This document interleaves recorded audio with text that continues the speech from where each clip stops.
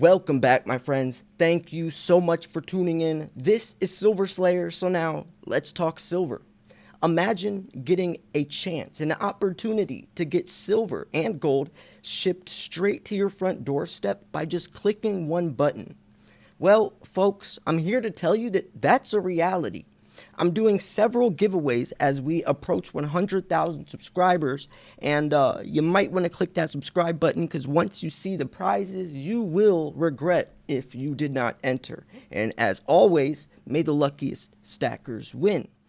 Now, it's no myth, lie, conspiracy, or assumption to say that silver's price is manipulated. I hate to say that, but it is the truth. People are getting sent to prison, not jail, prison, for manipulating the price of silver. More specifically, 3 of JP Morgan's employees, another one facing RICO charges. Now, I know what you're thinking. Why would you invest into something when the price is rigged? But I hope this article can further explain why, regardless if silver's price is manipulated or not, it's still the best investment. Now, when we go into this, I'm going to have to explain how the price is manipulated first and foremost, and then go into some more context. So when we're going into this, just remember, there's more than one reason why we invest into silver. And by the way, if you wanted to buy some of this shiny stuff, then I highly recommend going through Miles Franklin. Andy Sheckman is the CEO. You've probably seen him on my channel or Robert Kiyosaki's channel or Wall Street Silver. He's one of the top dogs. He's the one that got me the interview with David Morgan. He's friends with Ted Butler, which we'll talk about in this article. He's friends with everyone. Keith Neumeyer, Bix Ware. I mean, he's one of those guys that everyone knows and very respected. So send an email to info@milesfranklin.com. Let them know Silver Slayer sent you. Ask what their specials or deals are. Great company. Building a business relationship with Andy can be extremely beneficial, especially since he is still one of the only few authorized dealers that works with the U.S. Mint, as the U.S. Mint banned everyone else from buying silver directly from them. So anyways, yeah, let's look at this. Silver market manipulated could now move forcefully to the upside. Now, I do want to explain what manipulation means for the silver market. It's called spoofing. Spoofing is when, for example, JP Morgan, but it's also been Merrill Lynch, the Dutch bank, several banks spoof. And it's not just banks, it's people as well, wealthy people, people that are trying to sway the market into doing something for their liking to profit from it. Now, this is what spoofing is. These banks or bankers will go on an exchange, place a whole bunch of buy or sell orders, and then cancel the order before it goes through. So on the exchange, it looks like all this silver is getting bought up or being sold, so everyone else on the exchange starts investing off of this fake facade. The exchange looks like it's doing something that it's really not, because they don't know that order is going to be canceled.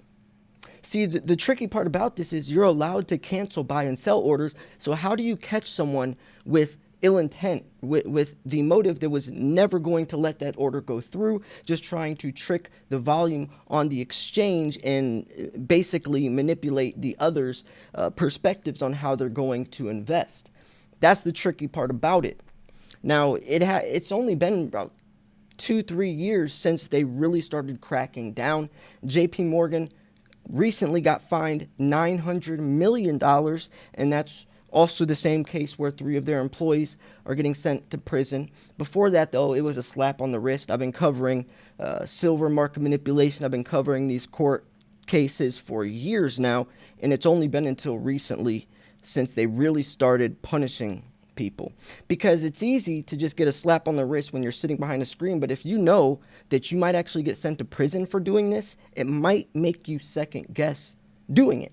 So yeah, anyways, let's look at this. The pain in the silver market could soon find some relief.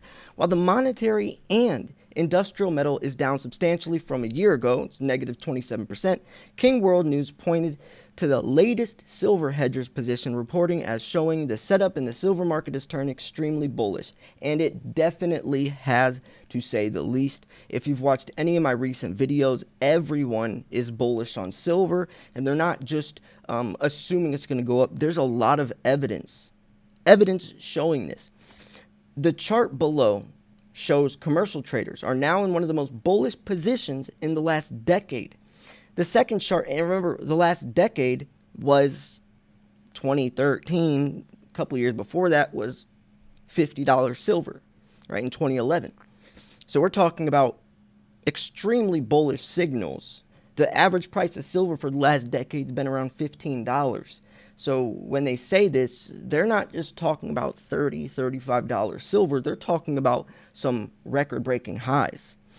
Now, there's no question the setup in the silver market is extremely bullish at this point from a historic perspective.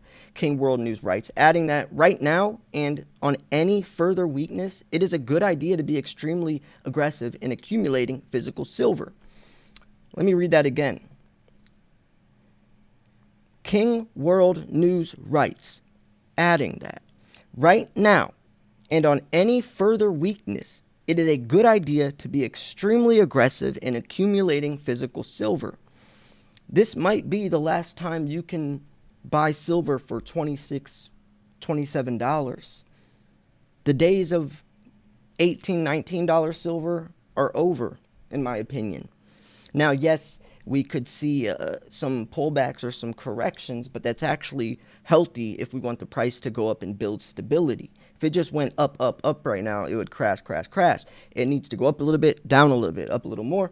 But anyways, let's keep moving on. Why silver and why now?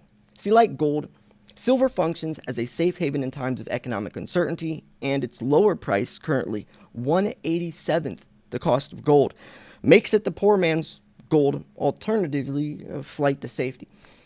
Now, let's break this down. Gold is 87 times more valuable than silver. Now, right now, I think it's a little lower. This article was written, I think, in November, if I'm not mistaken, August 1st. So this article was written, a while ago. So regardless, the gold to silver ratio is extremely out of whack. Gold is extremely overvalued, or silver is extremely undervalued. I think it's the second one, especially since silver is so much more useful than gold. Why is gold 87 times more valuable than silver when silver has 87,000 times more uses than gold does? Gold just kind of sits around and it's a store of wealth and coins and bars and for jewelry, while silver is used in everything that we need to advance digitally and technologically in the coming decades as we go green. And that's the most important thing to remember, is why you're investing into something, the uses of it. When you look at an investment, you're not looking at what it's priced at right now. You're looking at where it's going to be at. And silver makes the most sense, looking at it's already pretty scarce.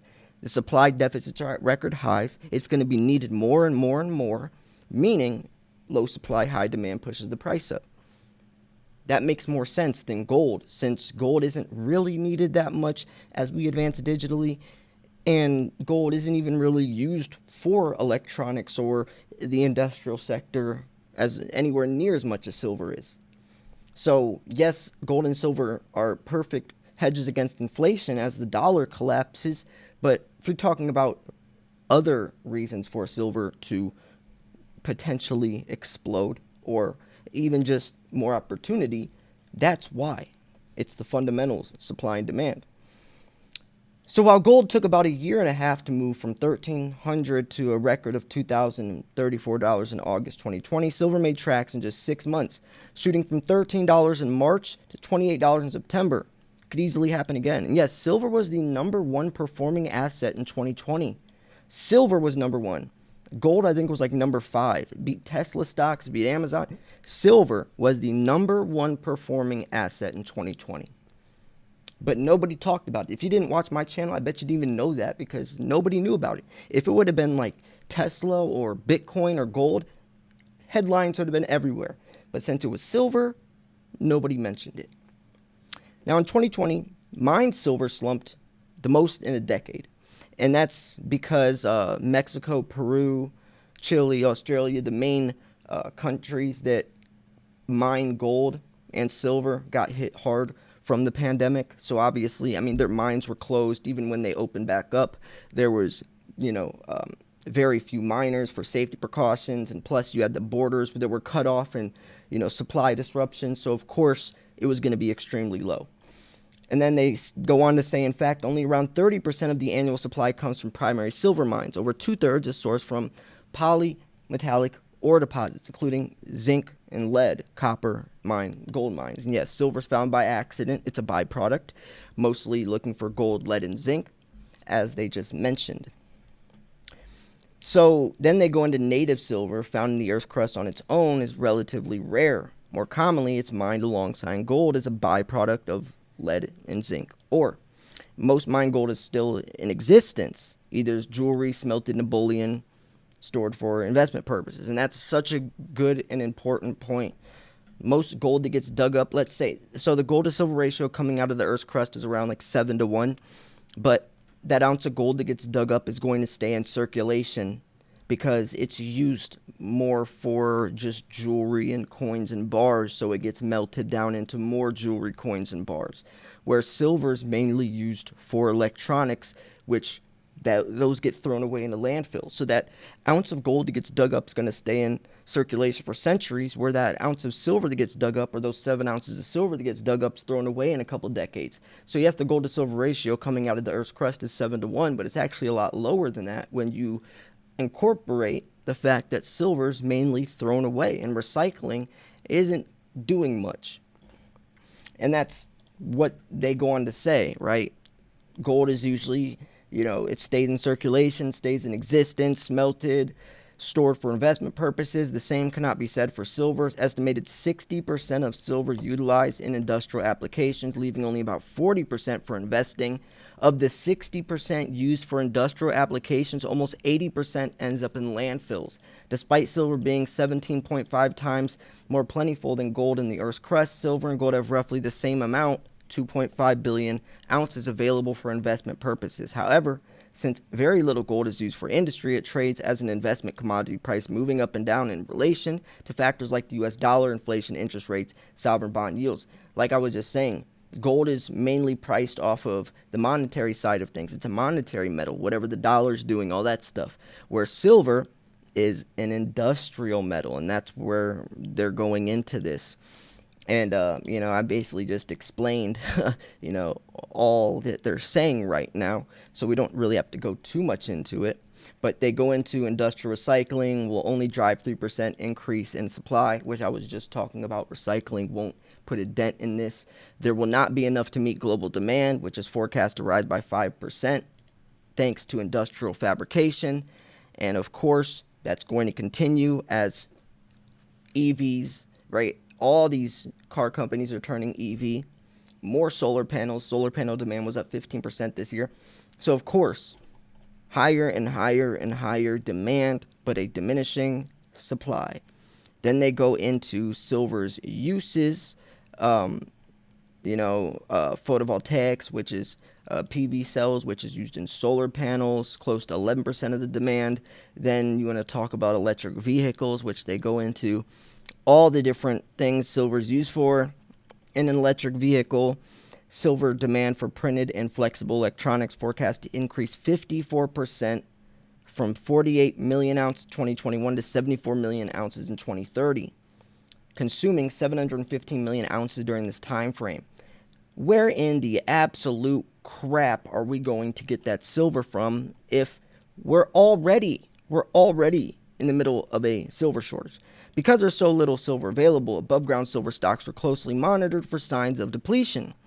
Remember, 60% of silver is utilized in industrial applications, leaving only 40% for investing. Of the 60% used, almost 80% ends up in landfills. From 2010 to 2020, total silver supply exceeded demand, fueling a cumulative rise of 9,709 tons during this period. But when last year's supply shortage of 1,010 tons is combined with the Silver Institute's forecast, points to a decline in silver inventories from 9,212 tons from 2021 to 2026. That's a big deal, folks. That's a huge deal. And we're going to go back to basics of investing 101. Low supply, high demand pushes the price up. So you can keep moving on. I'm not going to go too much more into this. I'll put the link in the description if you want to continue reading on. But you know, we covered all the meat and potatoes of this, the stuff that you need to know. So I hope you enjoyed this video. Remember, I'm doing a giveaway, several giveaways. So if you want a chance to win silver shipped straight to your front doorstep, all you got to do is click one button and you have that opportunity.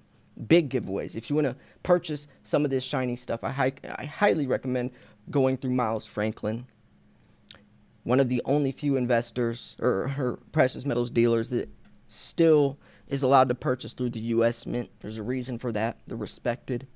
Very good company. Send an email to info@milesfranklin.com. Let them know I sent you. Andy would love to hear it. You could build a business relationship with them. Andy's the nicest guy on this planet. He will always help you out. He'll make things right.